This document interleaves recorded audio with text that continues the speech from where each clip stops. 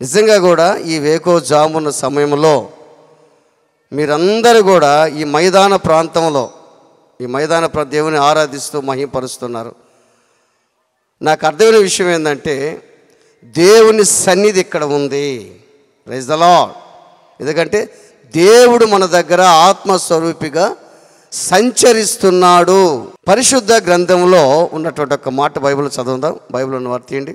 ఎఫెసీ పత్రిక 2:1. మీ అపరాధముల చేతను పాపముల చేతను మీరు సచ్చిన వారై ఉండగా ఆయన మిమ్మల్ని క్రీస్తుతో కూడా బ్రతికించెను. అపరాధముల చేత పాపముల చేత చచ్చిపోయినటువంటి మనలను దేవుడు క్రీస్తుతో కూడా బ్రతికించెను. ఇదే పునరుద్ధానం అంటే. పునరుద్ధానం అంటే అర్థం ఏంటంటే మరణించిన తరువాత తిరిగి జీవించటమే పునరుద్ధానం. ఒకప్పుడు మన అపరాధాల చేత పాపాల చేత చచ్చిపోయినా మనం, కానీ దేవుడు ఏం చేశాడంటే క్రీస్తుతో కూడా బ్రతికించాడు, క్రీస్తుతో కూడా సజీవుడిగా చేశాడు, క్రీస్తుతో కూడా బ్రతికించాడు. ఇదే పునరుద్ధానము. మనం ఆలోచిస్తే దేవుని బిడ్డలారా, దావీదు ఒక మాట అంటాడు. ఏమంటాడంటే, దేవా నా దేవుడవు నీవే, వేకువనే నిన్ను వెతుకుతానంటాడు. ఎందుకు వేకునే వెతకాలంటే ఆయన బలము, ఆయన ప్రభావాన్ని చూసేదానికంట. ఈ కీర్తన రాసేటప్పుడు దావీదు యూదా అరణ్య ప్రాంతంలో ఉన్నాడు. ఈ యూదా అరణ్య ప్రాంతంలో ఉంటున్నటువంటి దావీదు తన కుమారుడైనటువంటి అభిషాలోము ద్వారా, సౌలు ద్వారానో, ఎవరో ఒకరి ద్వారానో కష్టాల్లో, నష్టాల్లో, శ్రమల్లో, భయంకరమైన పరిస్థితుల్లో, అరణ్యాల్లో ఉంటూ బయటికి రాలేక ఈ దావీదు అంటున్న మాట ఏంటంటే, దేవా నా దేవుడవు నీవే. శ్రమల పక్కన పెట్టాడు, కష్టాల పక్కన పెట్టాడు, వ్యాధుల పక్కన పెట్టాడు, రోగుల పక్కన పెట్టాడు. నేను నా దేవుని ఆరాధించాలి, నా దేవుని స్తుతించాలి, వేకువ జామున ఎతకాలి దేవుని. నేను మీరు కూడా వేకువ జామున వచ్చిన దేవుని స్తోత్రాలు చెల్లిద్దాం. దేవునికి స్తోత్రం కలుగును గాక. దావీదు కూడా ఆసక్తి ఏం తెలుసా? నా దేవుడవు నీవేనయ్యా, వేకువని నిన్ను వెతుకుతా. ఎందుకు వెతుకుతానంటే నీ బలము, నీ ప్రభావాన్ని నేను పొందుకోవాలి. ఈలోక బలం కాదు, ఈలోక సపోర్ట్ కాదు, ఈలోక వెయిట్ కాదు, ఈలోక పరపతి పలుకుబడి కాదు. నీ బలం నాకుంటే ఆ బలమే నన్ను శ్రమలో నడిపిస్తుంది, ఆ బలమే నన్ను పునరుద్ధానపు శక్తి నాకు ఇస్తుంది. Praise the lord. నీ బలం నాకు అవసరం. అందుకే బైబిల్లో ఒక మాట ఏంటంటే, సూర్యోదయం మొదలుకొని సూర్యాస్తమయం వరకు యెహోవా నామము స్తుతి నొందదగినది. 113 కీర్తనలు ఈ మాటలు ఉంటాయి. సూర్యోదయం మొదలుకొని సూర్యాస్తమయం వరకు యెహోవా నామం ఏందంట? స్తుతి నొందదగినది అని వాక్యంలో ఉంది. అంటే మనం బాగా ఆలోచించండి దేవుని బిడ్డలారా, యేసుక్రీస్తు ప్రభు సమాధిలో ఉన్నాడు, ఇది మనకు తెలుసు. యేసయ్య సమాధిలో ఉన్నాడు. ఆయన ఏం చెప్పాడు? యేసు ప్రభు లోకంలో ఉన్నప్పుడు ప్రవక్తలు ఆ రోజుల్లో ఏం చెప్పారు? యేసయ్య లోకంలో పుడతాడు, ఆయన పుట్టి పెరిగి పెద్దవాడు అవుతాడు, ఆయన శిలువ మరణం పొందుతాడు, ఆయన చనిపోతాడు, ఆయన 3వ దినాన్ని లేస్తాడు, ఆయన మరలా రాబోతున్నాడు అని ప్రవక్తలు ప్రవచించారు. అయితే యేసు ప్రభు వాళ్ళతో ఏం చెప్తున్నాడంటే, యేసు ప్రభు జీవించిన కాలం అంతా కూడా శిష్యులకు, ఆ స్త్రీలకు అందరికీ ఏం చెప్పేవాడంటే, ఇదిగో మనుష్య కుమారుడు పాపిష్టైన మనుషుల చేత అప్పగించబడతాడు, ఆయన వాళ్ళు చంపుతారు, 3వ దినాన లేస్తాడు అని వాళ్ళకి బోధిస్తూ వచ్చాడు. బోధిస్తూ వస్తే వాళ్ళు మాత్రం గ్రహించారా, గ్రహించలేదా? ఏమ్మా, గ్రహించారా, గ్రహించలేదా? వాళ్ళు గ్రహించలేదు. ఎందుకంటే ఆ జ్ఞానం వాళ్ళకి రాలేదు. కారణం ఎందుకు రాలేదంటే వాళ్ళ పునరుద్ధానపు శక్తితో నింపబడలేదు. యేసుతో ఉన్నారు కానీ యేసు వాళ్ళలో లేడు. అంటే దేవుని శక్తి వాళ్ళ మీద లేదు. ఎందుకంటే యేసు చెప్పిన మాటలు వింటున్నారే కానీ ఆ మాటలు పెడచోని పెట్టేశారు. ఆలోచన చేయండి, ఆ మాటలు సరిగా వినలా వాళ్ళు. ఎందుకంటే ఆలోచించే జ్ఞానం వాళ్ళకి లేదు. ఇప్పుడు మామూలుగా మన బైబిల్ ఆలోచన చేస్తే కొంతమందికి జ్ఞానం ఉంటుంది, లోకస్తులకైతే ఉండదు ఈ జ్ఞానం. ఇప్పుడు యేసు ప్రభు శిలువలో ఉన్నాడు, మన సిలువ ధ్యానాలు మనం చేసాం. సిలువ ధ్యానాలు యేసయ్య సిలువలో ఉన్నాడు. 4వ మాటలో ఉన్నాడు, ఏలి ఏలి లామా సబక్త, నా దేవా నా దేవా నన్ను ఎందుకు చేయి విడిచితావు అన్నాడు. ఆ మాటకి పక్కన ఓ సైనికులు తెలుసా, ఇది ఏలి అని పిలుస్తున్నాడేమో అని అనుకున్నారు. అంటే వాళ్ళకి తెలియదు, జ్ఞానం లేదు, ఆలోచించే జ్ఞానం వాళ్ళకి లేదు. ఇక 5వ మాట చూస్తే నేను దప్పికొనుచున్నాను అన్నాడు. అంటే ఈయనకు దాహం వేస్తుందని చెప్పి చెరకనిచ్చారు. అది ఏందో ఆత్మల దప్పిక. అంటే బాగా ఆలోచించేయండి, నువ్వు దేవుని వాక్యం ఎప్పుడైతే అర్థం చేసుకుంటావంటే దేవుని యొక్క ఆత్మ నీలో ఉన్నప్పుడు, పునరుద్ధానపు శక్తి నీలో ఉన్నప్పుడు, ఆ పునరుద్ధానపు బలము నీలో ఉన్నప్పుడు వాక్యాన్ని నువ్వు అర్థం చేసుకుంటావు. ఆ శక్తి నీలో లేకపోతే వాక్యాన్ని అర్థం చేసుకోలేవు. అందుకని యేసుక్రీస్తు ప్రభు ఏం చెప్పాడంటే శిష్యులకు బోధిస్తూ వచ్చాడు. కొంతకాలానికి ఆయన సిలువేస్తారు, హింసిస్తారు, కొడతారు, తిడతారు, ఇష్ట ప్రకారం చేస్తారు, ఆయన చంపేస్తారు, 3వ దినాన్ని ఆయన లేస్తాడు. ఆ రోజుల్లో శాస్త్రులు పరిశీలు కూడా ఒక్కొక్క సూచక్రియ చూపించారంటే ఆయన ఏమన్నాడు తెలుసా, యోనాను కూర్చున్న సూచక్రియ తప్ప ఇక ఏది మీకు రాదని అన్నాడు. అంటే యోనా ఏ విధంగా చాప కడుపులో 3 రోజులు ఉన్నాడు, మనిషి కుమారుడు కూడా భూగర్భంలో 3 రోజులు ఉంటాడని చెప్పాడు. అంటే ఆలోచించే మైండ్ వాళ్ళకి లేదు. ఎప్పుడు వస్తుంది తెలుసు ఆలోచించే మైండ్? దేవుని శక్తి నీలో ఉన్నప్పుడు, దేవుని ఆత్మ నీలో ఉన్నప్పుడు, ఆ పరిశుద్ధాత్మ నీలో ఉన్నప్పుడు వాక్యాన్ని బాగా నువ్వు అర్థం చేసుకుంటావు. అసలు వాక్యం ఏ విధంగా చెప్తుంది, ఎవరి కోసం చెప్తున్నాడు, ఇది మన కోసమే కదా, మనం జీవించే దానికోసమే కదా, మన బ్రతికే దానికోసం కదా అనుకుంటావు నువ్వు నీ జీవితంలో. ఆలోచించండి ప్రియమైన దేవుని బిడ్డలారా, ఆలోచించి యేసుక్రీస్తు ప్రభు సమాధిలో ఉన్నప్పుడు స్త్రీలు వెళ్ళారంట. స్త్రీలు యేసు దగ్గరికి వెళ్ళారు. ఎవరెవరు వెళ్ళారు? వాళ్ళు ఎవరు వెళ్ళారు? మగ్దలేని మరియా, యాకోబు తల్లి అయినటువంటి మరియా, సలోమి. వీళ్ళ ముగ్గురు ప్రాముఖ్యమైన వ్యక్తులు. వీళ్ళ ముగ్గురులో మగ్దలేని మరియా ప్రాముఖ్యమైన వ్యక్తి. వీళ్ళ ముగ్గురు యేసు ప్రభుని సిలువేసినప్పుడు దగ్గరున్నారు, ఆయనతోనే ఉన్నారు, ఆయన్ని అనుసరిస్తున్నారు. ఈ మగ్దలేని మరియ అయితే 7 దెయ్యాలు వెళ్ళిపోయినటువంటి మరియా. ఈ పాపపు స్త్రీ అని అంటారు, కానీ ఆధారాలు లేవు. ఈమె యేసు ప్రభుని వెంబడించింది, యేసు ప్రభు ద్వారా అద్భుతాలు పొందుకుంది, యేసు ప్రభు ద్వారా స్వస్థత పొంది దానికి కృతజ్ఞతగా జీవితాంతం యేసయ్య పరిచర్య చేయటం ప్రారంభించింది. Praise the lord. ఈ రోజున ఎంతోమంది సంఘాలలో, ఆయా ప్రాంతాలు చాలామంది యేసు దగ్గర స్వస్థత పొందిన వాళ్ళు ఉన్నారు, అద్భుతాలు పొందిన వాళ్ళు ఉన్నారు, అప్పులు తీరిన వాళ్ళు ఉన్నారు, రోగాల చేత సతమతమవుతూ అనేక మంది బాధలు పడి, కష్టాలు పడి, అనేక మంది వ్యాధులతో అనుభవించి స్వస్థత పొందిన వాళ్ళు ఉన్నారు. వాళ్ళందరూ కానీ యేసు మీద కృతజ్ఞత కలిగి కానీ ఆయన పరిచర్య చేస్తే ఇంకా అనేక మంది మందిరానికి వస్తారు. Praise the lord. హల్లెలూయా. దేవుని బిడ్డలారా, ఆలోచన చేయండి. వీళ్ళ ముగ్గురు ఏం చేస్తారో తెలుసా? సమాధి దగ్గరికి వెళ్ళారు. మగ్దలేని మరియ గురించి చెప్పాలంటే మొట్టమొదట యేసు లేచాడని సాక్ష్యం ఇచ్చింది ఆమె. మొట్టమొదట యేసే కనిపించింది, ఆమెకే కనిపించాడు, మగ్దలేని మరియకే. వీళ్ళ ముగ్గురు సుగంధ ద్రవ్యాలు పుయ్యాలని సమాధి దగ్గరికి వెళ్తా ఉన్నారు. సమాధి దగ్గరికి ఏం చేస్తారు? వీళ్ళ ముగ్గురు వెళుతున్నారు సుగంధ ద్రవ్యాలు పుయ్యాలని. అంటే మనం బాగా ఆలోచన చేస్తే ఈ స్త్రీల యొక్క ఆశది. మీ ఆశ ఏం తెలుసా? వేకువ జామున వచ్చి ఈ మైదాన ప్రాంతానికి వచ్చి మంచి సౌండ్ సిస్టమ్, మంచి ఆర్కెస్ట్రా, మంచి పాటలు పాడుతా, చలి అనుకోకుండా, మంచు అనుకోకుండా మీరు వచ్చి దేవుని ఆరాధించాలి వచ్చారే, అదే మీ ఆశ, మీ ఆసక్తి అదే. మీ ఆశను బట్టి దేవుడు మిమ్మల్ని ఆశీర్వదించును గాక. ఆమేన్. హల్లెలూయా. స్త్రీల ఆశ ఎందుకు తెలుసా? స్త్రీల ఆశ యేసే దగ్గరికి వెళ్ళి సుగంధ ద్రవ్యాలు పుయ్యాలి అని అనుకున్నారు.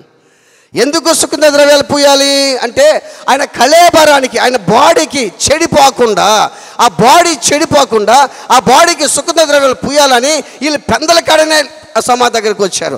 దానికి ముందు వీళ్ళు సుగంధ ద్రవ్యాలు కొనుక్కున్నారంటే వీళ్ళు ముగ్గురు కొనుక్కొని యేసు ప్రభుకు పూయాలని ఉద్దేశంతో సమాధి దగ్గరికి వస్తున్నారు. వీళ్ళు ఏ విధంగా వస్తున్నారు సమాధి దగ్గరికి? దిగులుతో విచారంతో వస్తున్నారు. యేసయ్య సమాధిలో ఉన్నాడు, మనందరం ఆయనకి పూయాలి. మరియా ముందు నేను పోస్తా, లేదు ముందు నేనే పోస్తా అనుకుంటూ వస్తున్నారు సుగంధ ద్రవ్యాలు. వస్తూ ఉంటే వీళ్ళు అనుకుంటున్నారు, మన కొరకు రాయి ఎవరు పొర్లిస్తారు, మన కొరకు రాయి ఎవరు పొర్లిస్తారు అని అనుకుంటూ వస్తున్నారు వీళ్ళు. అంటే వీళ్ళకి ఉన్నటువంటి గొప్ప లక్షణం ఏంటంటే యేసయ్య అంటే వీళ్ళకి చాలా ప్రేమ. హల్లెలూయా, హల్లెలూయా. యేసయ్య అంటే వీళ్ళకి చాలా ప్రేమ. బాగా ఆలోచించండి, యేసయ్య అంటే అనేక మందికి ప్రేమ ఉంది ఈ రోజుల్లో. నిజంగా యేసయ్య అంటే నాకు చాలా ప్రేమ అని చాలామంది అంటారు. యేసయ్య నన్ను ప్రేమిస్తున్నావు యేసయ్య ప్రార్థన చేస్తుంటారు, అంతే కదా. యేసయ్య నన్ను ప్రేమిస్తున్నావు నీ కొందనాలను ప్రార్థన చేస్తారు. చాలామంది అమ్మా యేసయ్య అంటే నాకు చాలా ప్రేమ అని అంటారు. యేసయ్య అంటే నీకు ఎట్ట ప్రేమ వచ్చింది ఆలోచించు. ఎలా ప్రేమ వచ్చిందంటే, నీకేదో అనారోగ్యం వచ్చింది, నువ్వు ప్రార్థన చేసుకున్నావు, బాగైంది, అప్పుడు నీకు యేసయ్య అంటే ప్రేమ వచ్చింది. నీ అప్పులు ఉన్నాయి, తీరిపోయినాయి, యేసయ్య నీకు ప్రేమ వచ్చింది. నీకు ఉద్యోగం వచ్చింది, యేసయ్య అంటే నీకు ప్రేమ వచ్చింది. అది నీకు ఉద్యోగం త్వరగా రాకపోతే, అప్పులు తీరకపోతే, రోగం పోకపోతే ఎట్లుంటుంది పరిస్థితి? ఎట్లుంటుంది? దేవుడు నాకు ఏ సహాయం కూడా చేయలేదు, దేవుడు నాకు ఏ మేలు కూడా చేయలేదు అని చాలా బాధపడుతుంటాం మనం. కానీ యేసయ్య నిన్ను ప్రేమించాడు. బైబిల్ చెప్తున్న మాట ఎప్పుడంటే, జగత్తు పునాది వేయబడక మునిపే దేవుడు నిన్ను క్రీస్తులో ప్రేమించినట్టుగా మనం చూస్తాం. అంటే ఈ జగత్తు పునాది, భూమికి పునాదులు వేయబడక మునిపే, నువ్వు పిండములో రూపింపక మునిపే దేవుడు నిన్ను ప్రేమించాడు. ఎట్ట ప్రేమించాడు? అసలు యేసయ్య ప్రేమ అంటే నిర్వచన అబ్రివేషన్ ఏంది? యేసయ్య ప్రేమ అంటే అది బాగా ఆలోచించి. ఇప్పుడు నేనున్నాను, యేసయ్య నన్ను ప్రేమించినందుకు నీకు స్తోత్రాలే అని ప్రార్థన చేస్తుండా. అవునయ్యా నేను నిన్ను ప్రేమించాను. దేవుడు లోకమును ఎంతో ప్రేమించాను అన్నది కదా, ఎంతో ప్రేమించాడు కదా. ఆ లోకం అంటే మనం అంటే దానికి ఏంది అర్థం? ఎంత ప్రేమించాడు, అంత ప్రేమించాడు. నన్ను ఎంతో ప్రేమించావయ్యా అని అంటాం. ఎంత ప్రేమించాడంటే బాగా ఆలోచన చేస్తే, ఒకప్పుడు నేను లోకంలో ఉన్నాను, అయినా ఆ ప్రేమ నన్ను విడిచిపెట్టలా. దేవుడు నన్ను మార్చుకున్నాడు, నన్ను ప్రేమిస్తానే ఉన్నాడు. ఒకటి, నువ్వు మారినా మారకపోయినా, బాగా ఆలోచించు, నేను మారినా నువ్వు మారినా మారకపోయినా దేవుడు నిన్ను ఎలాగా ప్రేమిస్తున్నాడు తెలుసా? ఇప్పుడు నేను మీ పాస్టర్ గారు ఉన్నాము. ఇప్పుడు నేను ఏదో మిస్టేక్ చేస్తున్నాను అనుకుందాం, ఏదో మిస్టేక్ చేస్తున్నా. మీ పాస్టర్ పరిశుద్ధుడు, బాగున్నాడు. ఇప్పుడు మీ పాస్టర్ ఏం చేస్తాడంటే, నన్ను చూసి ఏమంటాడంటే, పైకి నన్ను ప్రేమిస్తాడు. పైకి నన్ను ప్రేమించి బయటికి వెళ్ళి, వాడు ఇంకా మారల, వాడు పరిస్థితి, వాడు మంచోడు కదా అని అంటాడు, మంచోడు కదా అంటాడు. కానీ యేసయ్య ప్రేమ ఎట్లుంటుంది తెలుసా? బాగా ఆలోచన చేయి. ఒక్కొక్కరు ఇప్పుడు పరిశీలన చేసుకుందాం. మంచి టాపిక్లకు వస్తున్నాం మనం, పరిశీలన చేసుకుందాం. నీ గురించి అంతా యేసయ్యకి తెలుసు, బాగా గుర్తుపెట్టుకో. నువ్వు ఎటువంటి వాడో యేసయ్యకి తెలుసు, నీ మనసు ఎటువంటిదో యేసయ్యకి తెలుసు, నీ పద్ధతి, నీ ప్రవర్తన, నీ జీవిత విధానం అంతా యేసయ్యకి తెలుసు. అయినా నిన్ను ప్రేమిస్తున్నాడు ఆయన. అదేవిధంగా నిన్ను ప్రేమిస్తున్నటువంటి యేసయ్య నీ పక్కనోడు చెడులో ఉన్నాడు, నువ్వు వాణ్ణి ప్రేమించేదానికేమి? దేవుడు వాణ్ణి ప్రేమిస్తున్నాడు, నిన్ను ప్రేమిస్తున్నాడు, అంతే కదా. నువ్వు తప్పు చేస్తున్నావు, వాడు పొరపాటులో ఉన్నాడు. వాడు 10 చేస్తున్నావు, 5 చేస్తున్నావేమో, కానీ తప్పే. కానీ దేవుడు నిన్ను ప్రేమిస్తున్నాడు, వాణ్ణి ప్రేమిస్తున్నాడు. అది యేసయ్య ప్రేమ. అంటే అర్థం ఏంటంటే, అన్నీ తెలిసి ప్రేమించేది యేసయ్య ప్రేమ. Praise the lord. అందరూ చప్పట్లు కొట్టండి. నేను అదే ప్రార్థన చేస్తుంటా, నా గురించి అన్నీ నీకు తెలుసయ్యా, నన్ను ప్రేమిస్తున్న యేసయ్యా నీకు స్తోత్రం అని చెప్తా. బాగా ఆలోచించండి దేవుని బిడ్డలారా, ఒక్క మాట జాగ్రత్తగా బాగా ఆలోచించండి. నీ గురించి అన్నీ తెలుసు, నీ మాట, నీ చూపు, నీ తలంపు, నీ ఆలోచన, నీ ప్రవర్తన, నీ జీవిత విధానం అంతా యేసయ్యకి తెలుసు. నీ గురించి అన్నీ తెలిసి నిన్ను ప్రేమిస్తున్నాడంటే ఎంత గొప్ప దేవుడైనా, ఎంత పరిశుద్ధుడైనా, ఆ ప్రేమతోటి మీరు ఇక్కడికి వచ్చారు. ఆ ఆశ, దేవా నా దేవుడవు నీవేనయ్యా, వేకునే నిన్ను వెదుగుతానయ్యా, ఆ ఆశ ఆయనకు ఉంది. ఆ ఆశతో ఇక్కడికి వచ్చారు. బాగా ఆలోచించండి. మగ్ధులేని మరియా, యాకోబు తల్లైన మరియా, సలోమికి ఆశ ఉంది. ఏమని? యేసు దగ్గరికి నేను వెళ్ళి సుగంధ ద్రవ్యాలు పుయ్యాలని. ఎందుకు పూయాలనుకున్నారు? బాడీ చెడిపోకుండా వాళ్ళు అనుకుంటున్నారు యేసయ్య ఇంకా సమాధిలోనే ఉండాలని అనుకుంటున్నారేమో. యేసయ్య ఇంకా సమాధిలో ఉన్నాడు, ఆయనకి సుగంధ ద్రవ్యాలు పూయాలి, ఆయన పూసి భద్రపరచాలనుకుంటూ పోతున్నారు వాళ్ళు. కానీ ముందుగానే దావీదు భక్తుడు చెప్పాడు. ఏం చెప్పాడు తెలుసా? ఒకసారి చూడండి 16వ కీర్తన చదవండి దాన్ని. 16వ కీర్తన 16వ కీర్తన చదువమ్మా. 10వ వాక్యం చదువు. 10వ వాక్యం. నీవు నా ఆత్మను పాతాళములో విడిచిపెట్టవు. చూసావా? అంటే ముందుగానే దావీదు చెప్పేశాడు, నీవు నా ఆత్మను పాతాళం విడిచిపెట్టవు, నీ పరిశుద్ధిని కుళ్ళు పట్టనియవు, జీవ మార్గాలకు తెలియజేస్తావు. పాతాళము యేసుప్రభుని బంధించలేకపోయింది, మరణం యేసుప్రభుని బంధించలేకపోయింది. మరణం మరణించింది, మరణాన్ని జయించి లేచాడు. ఇదే పునరుద్ధానపు శక్తి, ఇదే పునరుద్ధానం. నువ్వు మారటమే పునరుద్ధానం, నీ మనసు మారటమే పునరుద్ధానం, నీ జీవితం మారటమే పునరుద్ధానం.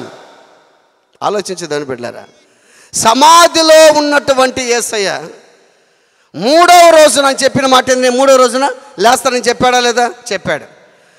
అయితే వీళ్ళకి వస్తున్నప్పుడు వీళ్ళు అంటుకుంటారు, మన కొరకు రాయి ఎవరు పొర్లిస్తారు? మార్తక్క, మరియక్క, సలోమక్క, మనం అందరూ శీలం అయిపోయినాము, వీళ్ళందరూ మాత్రం భయపడి మనుషులు లోపల ఇళ్ళలో తలుపులు వేసుకో ఉండారు, మన కోసం ఇప్పుడు ఎవరు పొర్లిస్తారు? ఆ రాయి చాలా పెద్దదే. నువ్వు అనుకుంటుంటావు చాలా సందర్భాల్లో, ఇంట్లో ఉన్నప్పుడు, బయటికి వెళ్తున్నప్పుడు, నా పెద్ద సమస్యను ఎవరు పరిశీలిస్తారయ్యా? నాకున్న కష్టం, నాకున్న వ్యాధులు, నాకున్న బాధలు, శోధనలు ఎవరు తీరుస్తారు? పెద్ద అడ్డుపడ్డలు ఎవరు తీసేస్తారంటే, నువ్వు ప్రార్థన చేసినప్పుడు, నువ్వు దేవుడికి నమ్మకంగా జీవించినప్పుడు ఆ అడ్డుబండని దేవుడే తొలగిస్తాడు. ప్రైజ్ ద లార్డ్, హల్లెలూయా. దేవుడు అడ్డుబండని తీసేస్తాడు.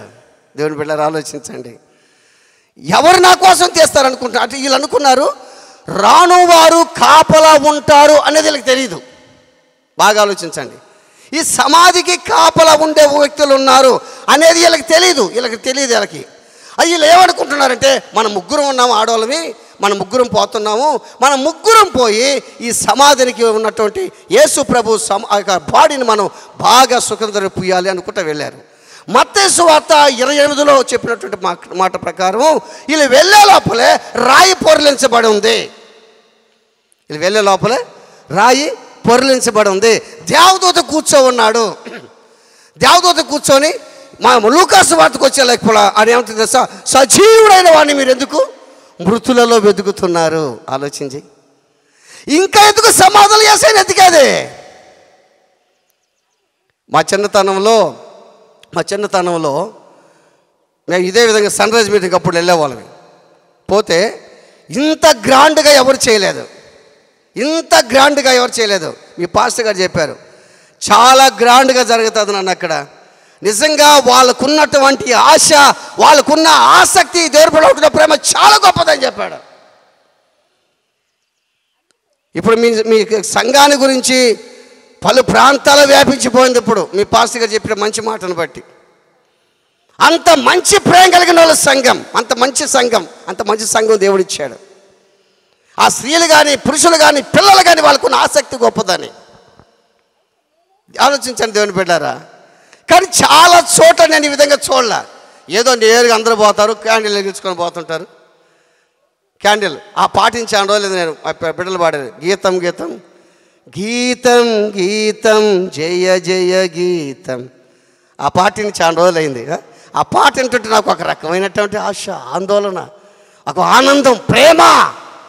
యేసయ్య లేచాడు. ఎప్పుడు లేచాడు యేసయ్య? ఎప్పుడు లేచాడు? ఈరోజేనా? ఎప్పుడో లేచాడు ఆయన. Praise the lord. ఎప్పుడో లేచాడు. ఎందుకు తెలుసా? మన అపరాధముల చేత, పాపముల చేత సచ్చిన వారుగా ఉన్నామే, అప్పుడే క్రీస్తుతో కూడా మనం బతికించాడే, మన లేపాడే. అదే పునరుద్ధానం. యేసు ప్రభు బాడీకి పూయాలని వెళ్ళారు వాళ్ళు.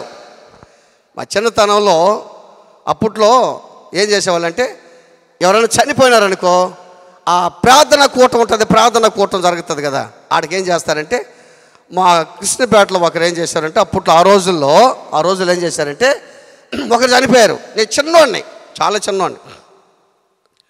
ఆయనకి పాలు అంటే ఇష్టం అంట. ఎవరికి చనిపోయినానికి పాలు అంటే ఇష్టం అంటమ్మా, పాలు అంట.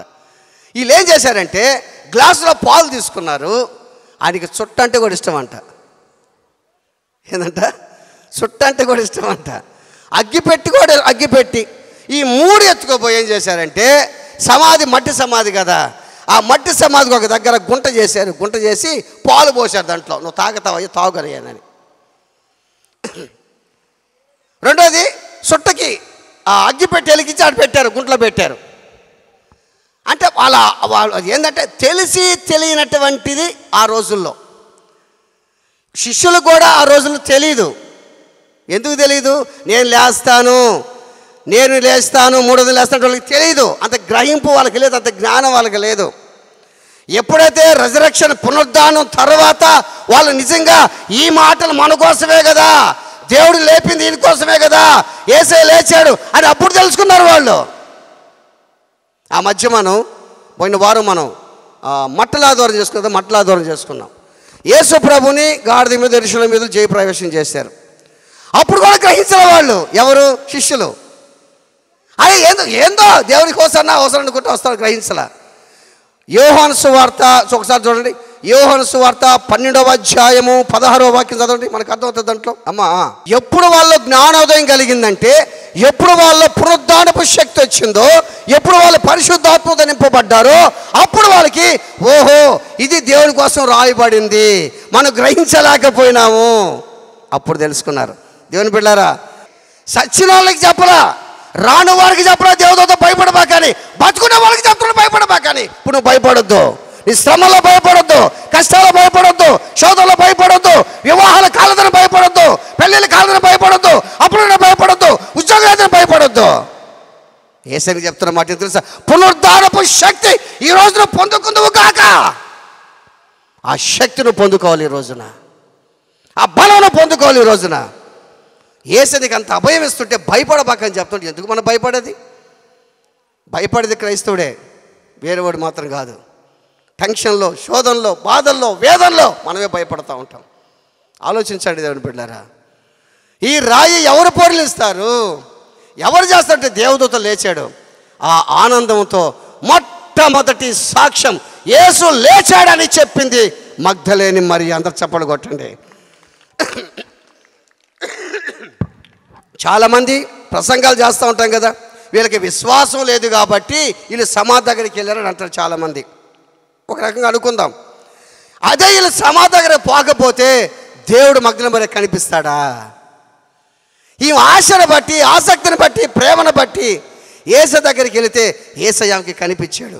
దిగులుతో విచారుతో వెళ్ళిన వ్యక్తులు సంతోషంతో ఆనందంతో తిరిగి వస్తున్నారు. యేసు లేచాడు అంటే వచ్చారు వాళ్ళు. యేసు లేచాడని. నీలో నుంచి యేసయ్య లేయాలి. ఇప్పుడు నీ పాపంలో యేసయ్య లేస్తున్నాడు. నీ జీవితం ఇప్పుడు పాపం నుంచి నువ్వు పైకి లేయాలి, అక్రమం నుంచి పైకి లేయాలి, సమస్యల నుంచి పైకి లేయాలి, శోధన నుంచి పైకి లేయాలి. నువ్వు ఆ విధంగా లేస్తే ఆ పునరుద్ధానపు శక్తి నీ మీదకి దిగి వస్తుంది. ప్రైజ్ ద లార్డ్, హల్లెలూయా. కనుక ప్రియమైన దేవుని పిల్లలు ఆలోచన చేయండి. రాను వారు, సచ్చిన వారు వాళ్ళు పడిపోయారు. మరి బ్రతుకున్న వారికి యేసయ్య చెప్తున్న, దేవదూతలు చెప్తున్న మాట, మీరు భయపడవద్దు, దిగులు పడవద్దు, విస్మయ చెందవద్దు. ఈ స్త్రీలు ఈ సాక్ష్యాన్ని శిష్యులకు చెప్పారు.